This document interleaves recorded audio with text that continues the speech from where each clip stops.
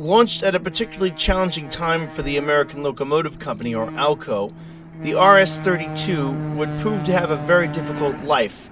The locomotive was launched to compete with GM, who had finally overcome its phobia over turbocharged prime movers and/or locomotives with the release of the GP20. In November of 1959, the GP20 achieved 2,000 horsepower with the utilization of a 567D type prime mover utilizing 16 cylinders. And, of course, turbocharging. This was a huge achievement for EMD, more so because it was successfully able to get a turbocharged locomotive into production and get its customers to accept it, than was the horsepower rating the locomotive was capable of. In fact, one could call the GP20 a rolling testbed, where the company tested the waters of turbocharging out for the first time in a commercially produced product for itself. The GP20 would catch Alco flat-footed. While yes, the company did have a 2,400 horsepower 4-axle locomotive known as the RS-27, easily outperforming the specifications of the GP20, the fact of the matter is this locomotive was flawed in many different ways. To start with, in order to accommodate the 16-cylinder 251 prime mover, the cab had to be pushed forward, creating the famous or rather infamous pug nose, depending upon your side of the Alco story. The first generation 16-cylinder variant of the 251 prime mover proved to be less than reliable, although still more reliable than the infamous 244 had been. It suffered with the infamous piston cap failures, which were a problem on early production 251s, as the company was trying to cut corners using inferior alloys to manufacture the piston caps for its engines. This would prove to be a complete disaster. This situation was further aggravated by the fact that the locomotive itself didn't have sufficient room to ventilate the massive prime mover that was inside it.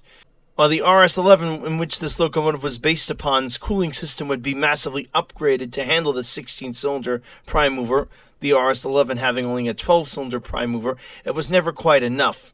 The heat was also known to get into the cab, apparently making the crew's life miserable as they operated the engine, especially on hot days. But this was all nothing compared to the RS-27's biggest Achilles heel, and that was the fact that it could not get the actual power, that is to say the 2,400 horsepower, down to its wheels successfully. The issue being is the locomotive wasn't quite heavy enough. In fact, the situation was so extreme that lower horsepower engines such as the RS-11 could actually outperform the RS-27 in terms of tractive effort. Quite embarrassing considering what this all-in-one locomotive was supposed to be. On paper, it's not hard to understand why Alco went ahead with the RS-27 product. It seemed to make perfect sense.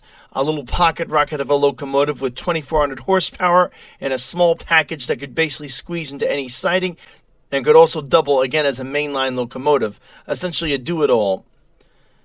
Unfortunately, the concept was ingenious. The way it was executed was badly flawed, and this engine was a pretty much disaster from the start.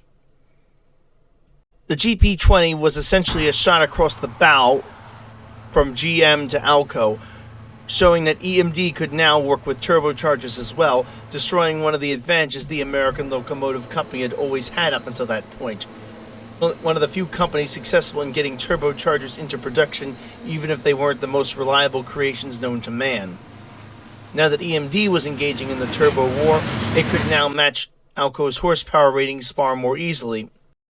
And as if Alco needed more pressure to make this locomotive a success, its former partner, now competitor GE, had recently launched its own diesel locomotive into the market, known as the U-25B. In 1959, while at 2,000 horsepower, the C420 would not be a direct competitor of the U-25B. Now that the partnership between Alco and GE had been dissolved, the deals on the electronics for these engines, including the traction motors, etc., would not be there, meaning Alco would have to spend more for these components, further raising its overhead and affecting its profit margins.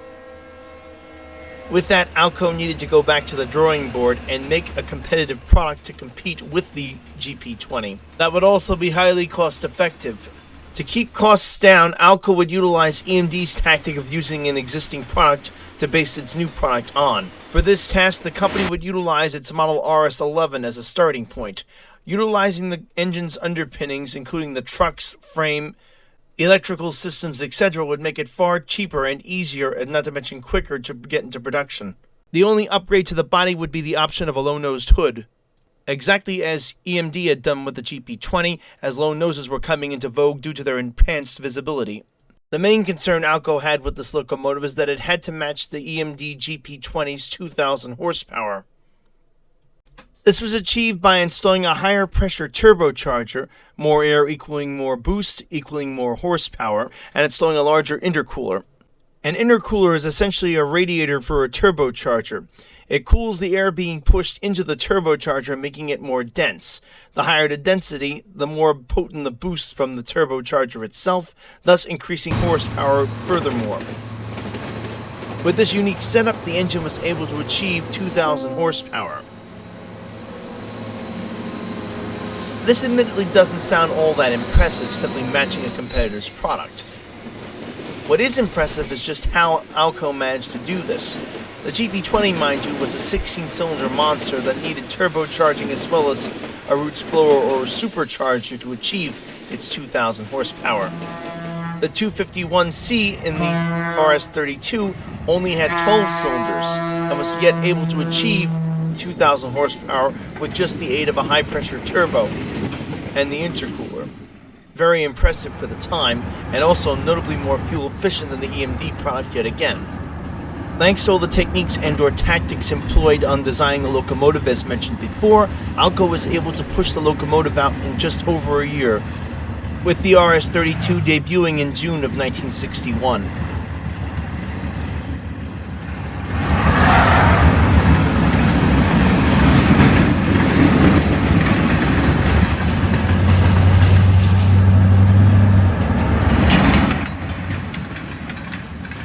The engine on paper looked very promising. It made 2,000 horsepower with less fuel consumption than the competition and had all the features the competition had put out in their product and could be done very cheaply as it simply utilized the old RS11 frame with a few tweaks. Most notably and probably much appreciated by the crew was the fact that the cab was left alone and could be full size, as there was no need to have 16 cylinders to achieve this horsepower. Also note the relocated and additional placement of vents along the side of the engine for cooling. The smaller prime mover would also mean the crew would not have to deal with massive amounts of heat coming from the engine room on hot days. Unfortunately, despite all this, the locomotive was not a big seller. Only a total of 35 units were sold, with 25 of them going to the Alco-centric, at least to a certain extent, New York Central, and the remaining 10 going to the Southern Pacific. The exact cause for the RS32's lack of success in the locomotive market is unclear. Some say this was due to Alco's lack of success with its most recent products like the RS27. Others say this was still the stench that the 244 had infected the company with, which it still could not kick off its shoes. There were also several reports of minor issues with the RS32, but again minor, not serious.